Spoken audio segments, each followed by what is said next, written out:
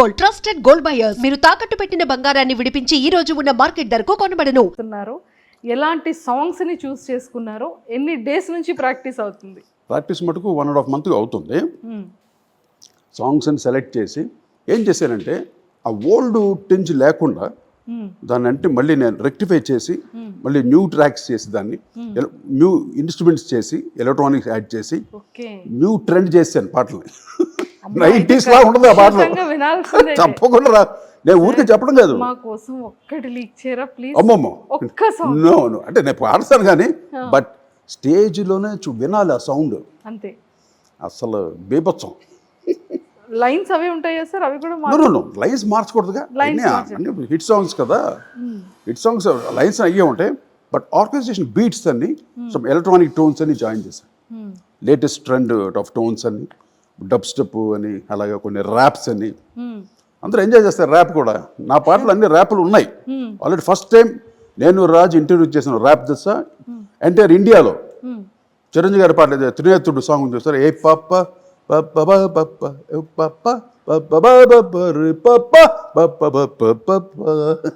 దీంట్లో first time rap use చేసాం మేము.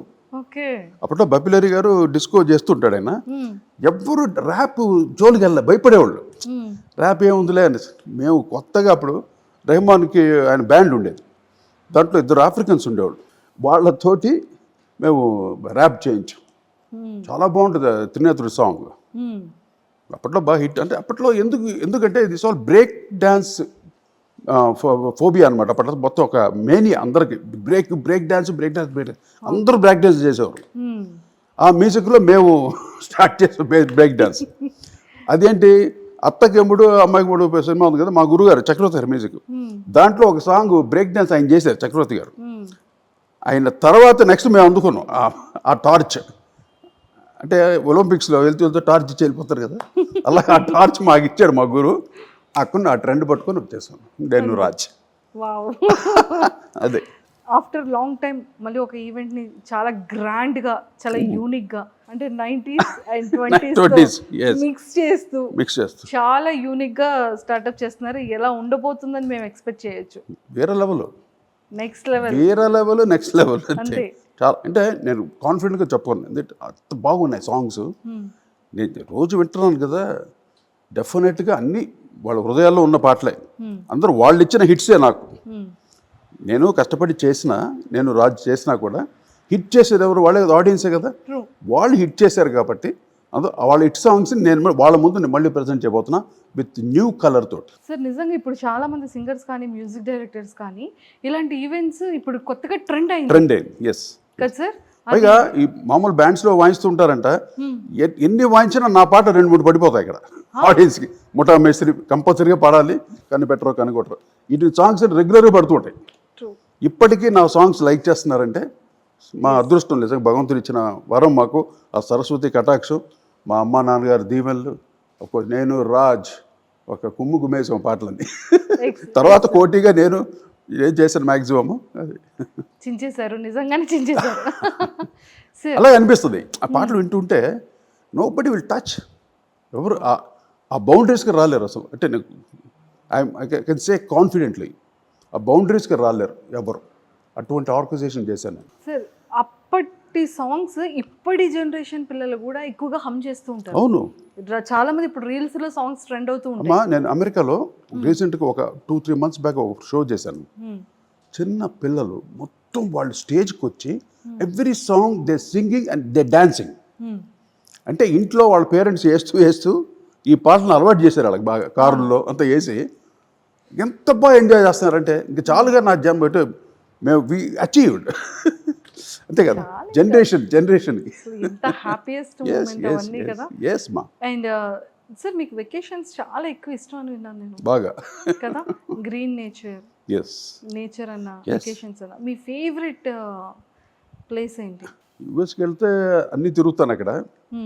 నాకు టోటల్గా నచ్చిన ప్లేస్ ఏంటంటే స్విట్జర్లాండ్. నా రవికిషోర్ తీసినాడు నన్ను నువ్వే షూటింగ్ టైంలో స్విట్జర్లాండ్ తీసినాడు. అది చూసిన తర్వాత ఇంకా పర్వతాలు, తర్వాత అలాస్కా మహాపర్వతాలు. నాకు పర్వతాలు అంటే చాలా ఇష్టం. గ్రీనరీస్తో పాటు పర్వతాలు, మహావృక్షాలు అవి కూడా చూశాను. మ్మ్. ఎటువంటి వృక్షాలు? ఈ హాల్ అంత ఉంటుంది, దాని యొక్క బేస్ ఓ హైట్ ఎంత ఉంటుందంటో దాదాపు ఒక more than 1000 feet, more than that. ఒకటే లెవెల్ ఇలాగ అవన్నీ చూసి వచ్చాను నేను. 1000 feet. గ్రేటెస్ట్ ట్రీస్ మా అటువంటి ట్రీస్ అంటే కాలిఫోర్నియాలో ఉన్నాయి. అది అంటే సియాటిల్ నుండి కాలిఫోర్నియా మధ్యలో అనమాట. ఇది ఒక రెడ్వుడ్ ఫారెస్ట్ అని. Oh my god, amazing. అన్నీ చూశాను నేను. చూసిన తర్వాత ఇంకా నాకు ఎందుకు జీవితం అయ్యి కదా, అసలు ఎన్ని జనరేషన్స్ చూసి ఉంటాయి ఆ వృక్షాలు. ఒక్కొక్క వృక్షానికి 5000 సంవత్సరాలు, ఒక్కొక్క 3500 సంవత్సరాలు. ఆ చెట్లంతా పట్టుకొని నేను ముద్దులు పెట్టుకొని ఆ పెచ్చులంతా వచ్చి తెచ్చుకున్నాను నేను మెమరీకి. అన్నేళ్ళు బతికిన చెట్లే సార్ అవన్నీ ఎలా దాచుతున్నారు? తెచ్చి జాగ్రత్త పెట్టుకున్నాను నేను. ఈ పెచ్చులు తెచ్చి ఆ చెట్ల రియల్ ఇది మా అల్లుడు పెయింట్ చేశాడు. ఓకే. ఇక్కడ ఆయన సియాటిల్లో ఉంటారు, మా డాటరు, మా మనవరాళ్ళంతా. అయినా పెయింట్ మేము అందరూ వెళ్ళాము రెడ్వుడ్ ఫారెస్ట్కి. ఆయన పెయింట్ చేసిన తర్వాత వృక్షానికి మా డాటర్ చెప్పింది, డాడీ మీరు అన్నీ కలెక్ట్ చేశారు కదా, దీంట్లో అంటిస్తాను, ఇది మీకు లైఫ్ లాంగ్ ఉండిపోద్దని. ఎలా పదిలంగా పెట్టుకున్నాను నేను. ఇది 5000 years ఓల్డ్ చెట్టు. వాటి బెరడని తెచ్చుకున్నాను నేను. పాడవకుండా ఎంత జాగ్రత్తగా పెట్టుకున్నాను. ఒకసారి ఆడియన్స్ చూద్దాం. ఇదండి రెడ్వుడ్ ఫారెస్ట్ ట్రీస్ అనమాట, అక్కడ నుండి తెచ్చిన బెరళ్ళు. సార్ ఇప్పుడు అర్థమైంది మీకు ఎంత గ్రీన్ నేచర్ అనేది. మాకు లోపలికి వచ్చిన తర్వాత అదొక పాజిటివ్ వైబ్ వస్తే, లోపలికి వచ్చిన తర్వాత ఈ గ్రీనరీ, ఈ డివోషన్, ఈ డివైన్ చూసిన తర్వాత అది అవన్నీ మా వైఫ్కి వెళ్తుండే. మా వైఫ్ జ్యోతి, తనకే వెళుతుంది ఆ క్రెడిట్ అంతా. ఎందుకంటే ఇంట్లో పాజిటివ్ వైబ్స్ అంటే వైఫ్ వల్లే వస్తుంది, ఆడవాళ్ళ వల్లే వస్తున్నాయి పాజిటివ్ వైబ్. వాళ్ళు చేసే పూజలు అవన్నీ టోటల్గా ఆవిడ వల్ల ఈ పాజిటివ్ వైబ్. కోర్స్ మా మమ్మీ డాడీ ఇక్కడే ఉంటారు, మా అమ్మ నాన్నగారు ఎప్పుడు రోజు వాళ్ళు ప్రే చేసుకుంటూ ప్రశాంతం. అంతే కదా సార్ మీరు అందుకే ఇంత హ్యాపీగా, ఇంత కూల్గా ఉండబట్టి ఇంత యంగ్గా ఉన్నారు సార్ కదా. Of course. సార్